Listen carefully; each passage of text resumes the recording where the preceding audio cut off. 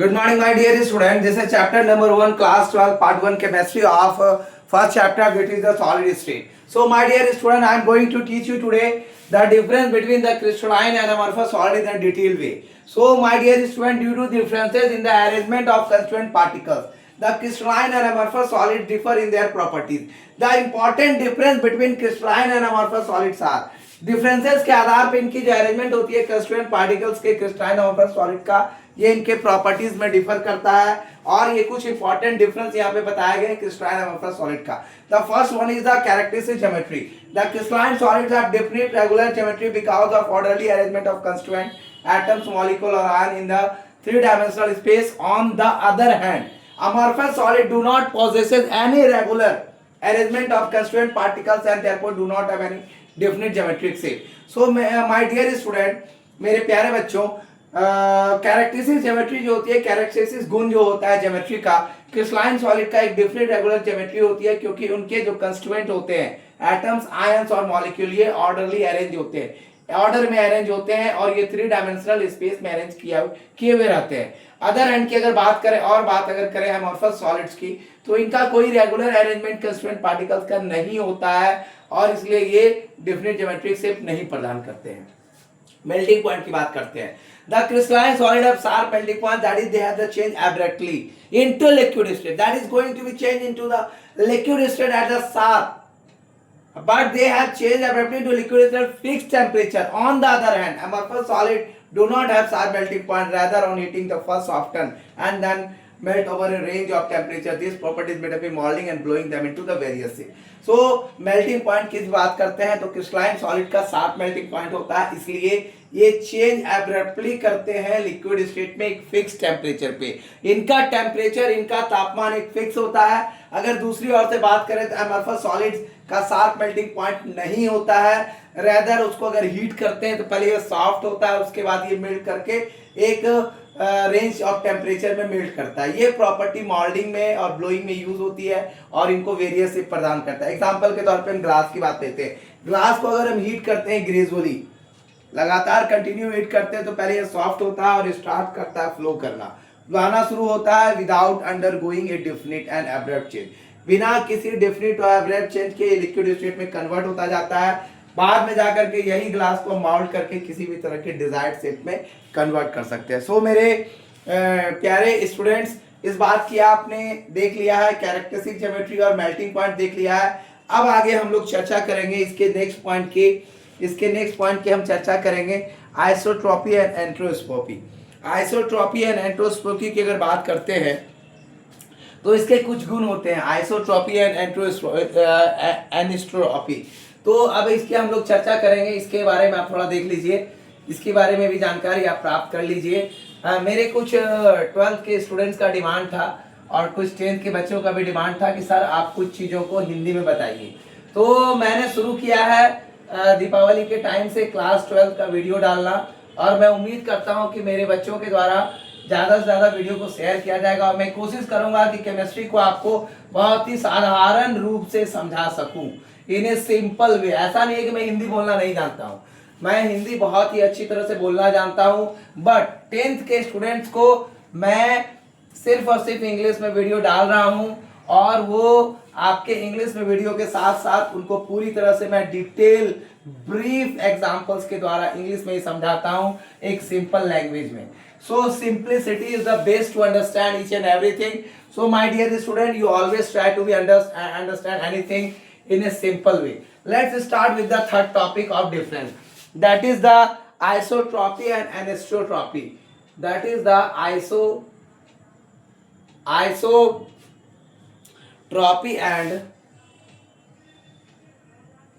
and anisotropy. That is the third difference. That is the point of third difference that you must remember. In crystalline substance, some of the physical properties in crystalline substance, some of the physical properties such as some of the physical properties such as, कौन कौन से physical properties होती है इसकी हम लोग चर्चा करेंगे।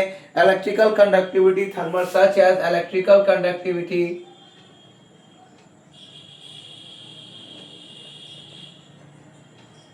थर्मल कंडक्टिविटी,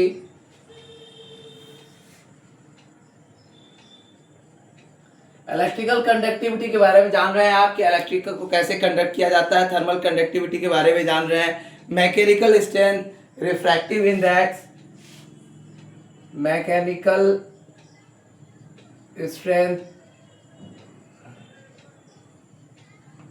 रिफ्रैक्टिव इंडेक्स, ये सारी चीजें जो होती है, refractive index etcetera have difference value when measure, etcetera have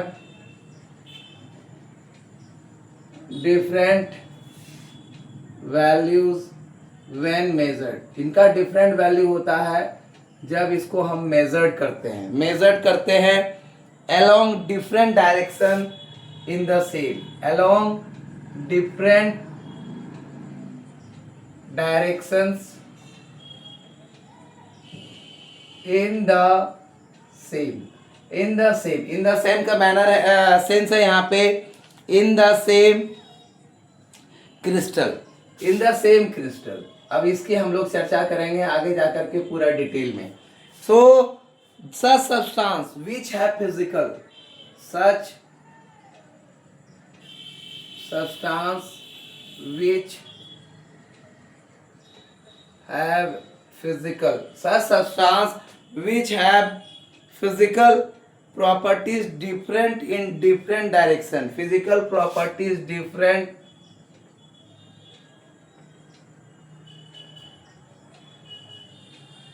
in different directions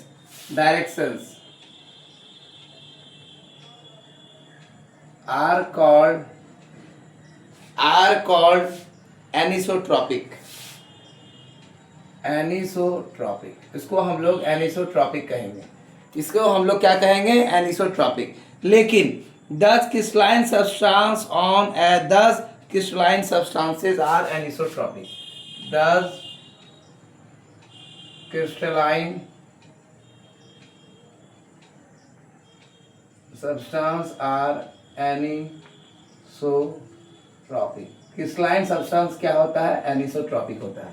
तो क्रिस्टलाइन सब्सटेंस जो होता है उसके कुछ फिजिकल प्रॉपर्टी जैसे electrical conductivity, thermal conductivity, mechanical strength और रिफ्रैक्टिव इंडेक्स, इनका डिफरेंट वैल्यूज होता है मेजर करने पे डिफरेंट डायरेक्शन में सेम क्रिस्टल का। तो ऐसे सब्सटेंस जिनका फिजिकल प्रॉपर्टी डिफरेंट हो डिफरेंट डायरेक्शन में, उसको हम एनिसोट्रॉपिक कहते हैं और ऐसे क्रिस्टलाइन सब्सटेंस को एनिसोट्रॉपिक कहा जाता है। 10 अब आगे, on the other hand amorphous substance, on the other hand amorphous substance, अलग से बात करें तो एमॉर्फस सब्सटेंस जो आपका होता है have physical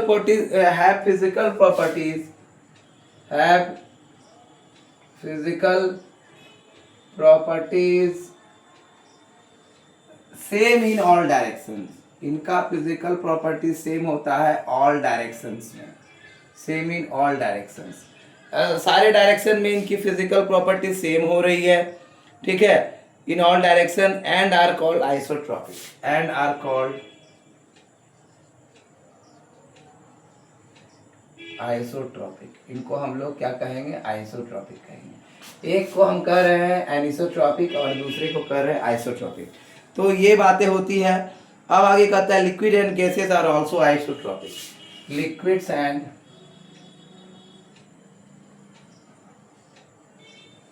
gases are also isotropic, liquid और गैसेस भी आपका आइसोट्रॉपिक के फॉर्म में पाया जाता है। So my dear student, crystalline substance जो होते हैं उसकी फिजिकल प्रॉपर्टी जैसे आप इलेक्ट्रिकल कंडक्टिविटी की बात कर लीजिए, थर्मल कंडक्टिविटी की बात कर लीजिए, मैकेनिकल स्ट्रेंथ की बात कर लीजिए, रिफ्रैक्टिव इंडेक्स की बात कर लीजिए, सारी चीजें आप जान रहे हैं। ऑलरेडी पहले से। इनका डिफरेंट वैल्यूज होता है जब इसको मेजर करते हैं डिफरेंट डायरेक्शन में सेम क्रिस्टल में। एक ही क्रिस्टल है, डिफरेंट डायरेक्शन में मेजर कर रहे हैं, लेकिन ऐसे सब्सटेंस जिनका फिजिकल प्रॉपर्टीज डिफरेंट होगा डिफरेंट डायरेक्शन में, उसे हम लोग एनिसोट्रॉपिक कहते हैं। और ऐसे क्रिस्टलाइन सब्सटेंस को हम लोग एनिसोट्रॉपिक कहते हैं। तो आप अदर हैंड में बात करते हैं अमॉर्फस सब्सटेंस की, तो उनका फिजिकल प्रॉपर्टी सेम होता है सारे डायरेक्शन में, उनको हम लोग आइसोट्रॉपिक कहते हैं। लिक्विड और गैसेस को आइसोट्रॉपिक कहा जाता है। Isotropic liquid, for example the velocity of light passing through a crystal area, जो डायरेक्शन मेजर्ड। सो अब इस तरह की बातें हैं, बहुत सारे एग्जांपल्स हैं, उसको आप ले सकते हैं, ठीक है। ब्रीफली उतना नहीं जाना है, बट इतना ही आप जान के चलिए। अब हम लोग लास्ट पॉइंट पढ़ेंगे, क्लीवेज। उम्मीद करता हूं यहां तक आपका क्लियर रहा होगा। Cleavage, crystalline solid can be cleavage along different planes. Crystalline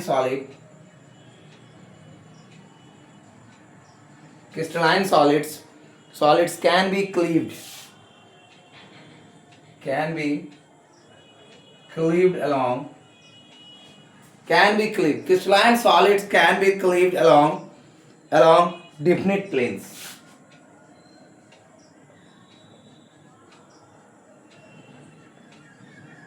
When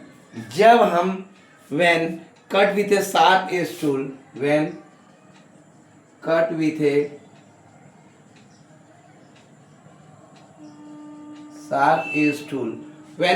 a sharp edge tool, that is knife, they split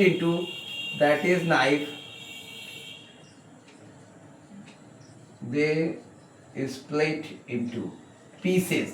They split into two pieces and they newly into two pieces and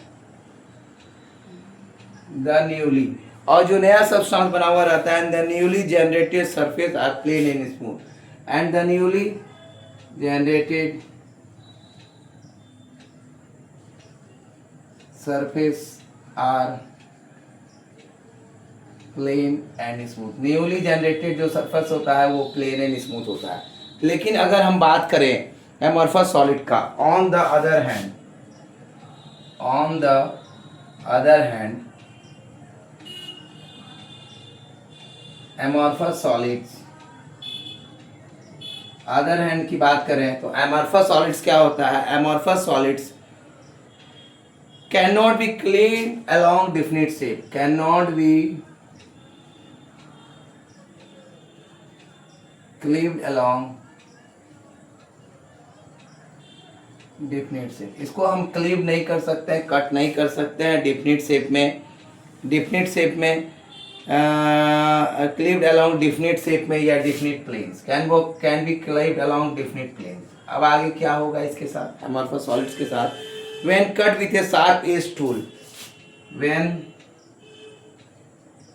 cut with a sharp edge tool, that as for example की अगर हम बात करें, knife, they undergo irregular breakage, knife they undergo irregular breakage and split into, they undergo irregular breakage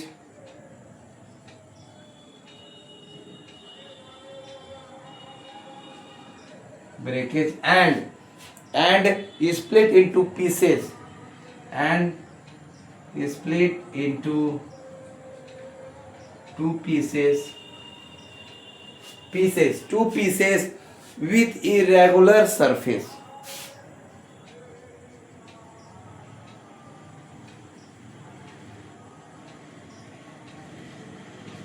आज diagram की बात करेंगे। आप डायग्राम एनसीईआरटी में देख सकते हैं कि इरेगुलर सरफेस कैसा होता है क्रिस्टलाइन सॉलिड का और एमॉर्फस सॉलिड्स का। तो इरेगुलर सरफेस एनिस्ट्रोपी और एमोस्ट्रोपी के द्वारा होता है, 3 डायमेंशनल स्ट्रक्चर्स होता है, और ये सारा चीज़ हम लोग जान चुके हैं।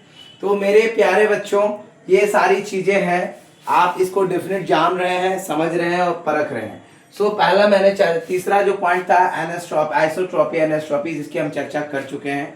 एक बार और बता देता हूँ, क्रिस्टलाइन सब्सटेंस के फिजिकल प्रॉपर्टी जैसे इलेक्ट्रिकल कंडक्टिविटी की बात करते हैं, थर्मल कंडक्टिविटी की बात करते हैं, मैकेनिकल स्ट्रेंथ की बात करते हैं, रेफ्रैक्टिव इंडेक्स के द्वारा कुछ इसके फिजिकल प्रॉपर्टीज होते हैं, लेकिन एक्सेट्रा हैव डिफरेंट वैल्यू। इनका जो होता है इलेक्ट्रिकल कंडक्टिविटी का, थर्मल कंडक्टिविटी का, मैकेनिकल स्ट्रेंथ, रिफ्रैक्टिव इंडेक्स, इनका एक डिफरेंट वैल्यूज होता है जब इसको मापा जाता है डिफरेंट डायरेक्शंस में उसी एक ही क्रिस्टल में।